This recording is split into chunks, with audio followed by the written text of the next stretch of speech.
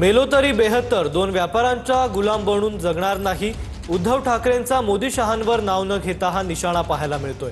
तर अपयश आल्यानं नैराश्यातून ठाकरे बोलत आहेत, असं उत्तर आता बावनकुळेंनी दिलंय.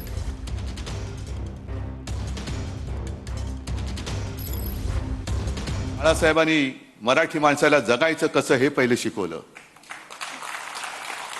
कारण जर जगायचं कसं हेच आपण विसरून गेलो तर जसं पूर्वी गुलामगिरीमध्ये आपण राहत होतो तसं या दोन व्यापाऱ्यांचे गुलाम म्हणून आपल्या नशिबी जीणं येईल. गुलामीचं जीणं कदापि जगणं मी शक्य नाहीये, अजिबात नाही. मेलो तरी बेहत्तर, पण त्या दोन व्यापाऱ्यांचा गुलाम बनून मी आयुष्यात कधी जगणार नाही, ही शपथ सगळ्यांनी घेतली पाहिजे.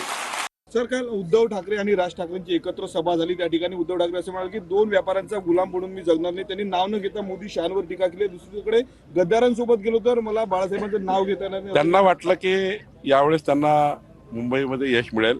अपयश आल्यामुळं, फ्रस्ट्रेशन झाल्यामुळं असे शब्द तोंडातून निघाले.